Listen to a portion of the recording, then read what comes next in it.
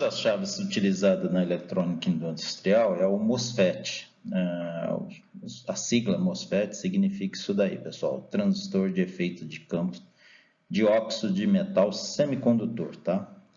Esse nome bonitinho também lá do FET, né? Esse início aí, ó, transistor de efeito de campo, esse é o FET, tá? O MOSFET é uma evolução do FET, tá?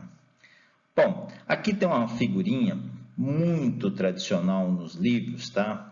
Eu vou mostrar para vocês depois, ela é bidimensional, aqui ela está tridimensional, né? Ele colocou no eixo Z aí o tensão, no eixo X corrente e no eixo, ou melhor, né? No Z frequência, no Y tensão e no X corrente, tá? Eu acho que é a que facilita mais a visualização.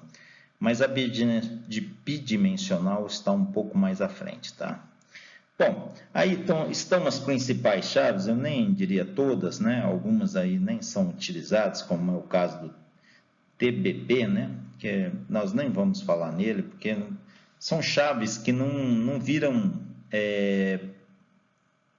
não são padrões no mercado, não são utilizadas pelo mercado, tá, pessoal? Isso não significa que elas não são ruins, tá? Isso significa que elas não são ruins, né? Melhor dizendo, tá? Apenas que não viram um padrão, ela tem algum probleminha, e muitas vezes é o desenvolvimento do pessoal, né? Das pessoas que utilizam, né? Então, às vezes o cara não utiliza determinada chave porque ele não sabe utilizar essa chave, tá? Então, vira um padrão e aí até mudar isso demora um pouco. Então, não se peguem assim, essa chave então ela tem problema, não vai ser usada, ela é ruim, tá? Algumas têm problemas, mas todas, né? Isso é que fique bem claro isso. Todas têm limitação. E o que a gente tem que saber? Quais são essas limitações? Então, vamos começar aí no MOSFET, tá? Ele conduz corrente de dreno quando a tensão de gate é aplicada suficientemente. O que ele está falando aí, né? Eu controlo a tensão dreno source, né? Pessoal, eu vou misturar essas duas coisas, a hora em inglês, a hora em português, a minha pronúncia no inglês não é lá grande coisa, não. Mas é assim que a gente utiliza, né, na prática, tá? A gente não traduz tudo, não. Eu traduzi algumas coisas, coloquei entre parênteses para vocês, tá? Mas eu vou utilizar os termos mais comuns que a gente usa sempre, ok?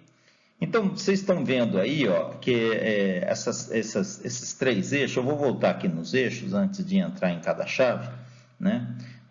Que tem a frequência aí, ó, né? Nós temos chaves que beiram até 1 MHz, ó, tá vendo? O eixo Z saindo da tela, né? Imagina aí saindo da tela.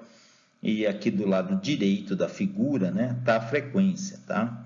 Então, tá vendo aí que os MOSFETs chegam até 1 MHz? Realmente, pessoal, são as chaves mais rápidas que nós temos, tá? Ela entra em condução rápida e sai de condução rápida. Só que olha o seguinte aí, ó.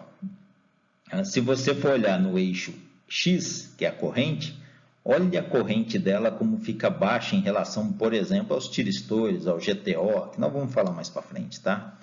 Então, a corrente é baixa, a frequência é alta, mas a corrente é baixa.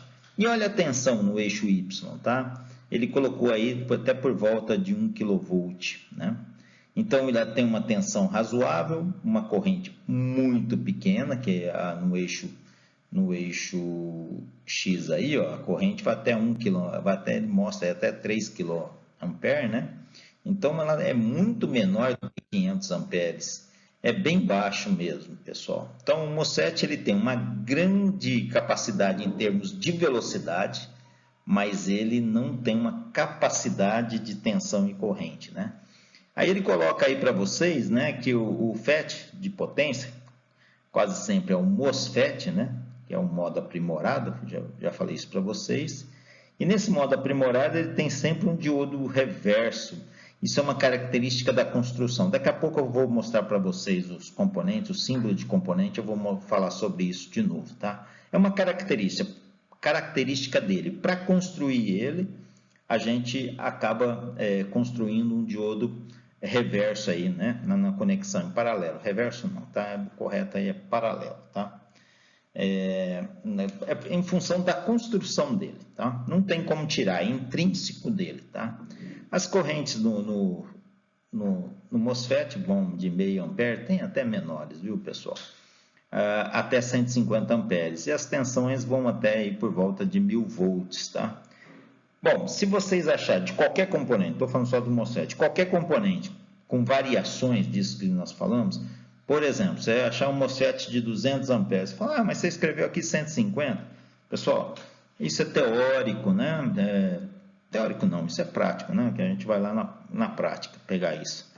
Mas o que acontece é que eles vão evoluindo essas chaves. Essas chaves, né, tirando os tiristores, todas as outras, né, elas evoluíram muito depois da década de 90, né? Quem faz essa evolução para a gente, pessoal, é a física e a química, né? São físico e químico, às vezes físico-químicos, né, que mexem com isso, tá? Porque tem muito mais de física do que de eletrônica para desenvolver essas chaves. Então, na década de 90, nós tivemos um grande avanço nessa chave, até melhora de tiristores, tá? Melhoraram todas as chaves, quer dizer, o conhecimento sendo aplicado para desenvolver chaves melhores, tá? Então, se vocês acharem qualquer chave dessa que nós estivermos falando, acima, valores de tensão acima, valores de corrente acima, ou tempos menores de comutação, tudo isso faz parte do jogo, tá? Aqui é para vocês terem uma noção e uma comparação entre eles. Esse desenho é muito bom para a gente entender essas questões das chaves, tá? E tanto é que nós vamos repetindo em todos os slides, tá? Os tempos de comutação do MOSFET, vejam, 50 nanosegundos. Tem MOSFET com 4 nanosegundos, eu já trabalhei com MOSFET de 2 nanosegundos, tá? São muito rápidos. Só que quanto mais rápido, menor é a corrente, tá? De aplicações geralmente em conversores, né, CC/CC, né, onde o MOSFET, né, nem o FET aí não é utilizado, não é o MOSFET mesmo, mas o MOSFET é um transistor FET, por isso que eles escrevem assim, tá? E nos inversores, os primeiros inversores, quase todos eram MOSFET, hoje praticamente são IGBTs, tá? Então, o que eu tinha para falar de FET é isso, vamos lá.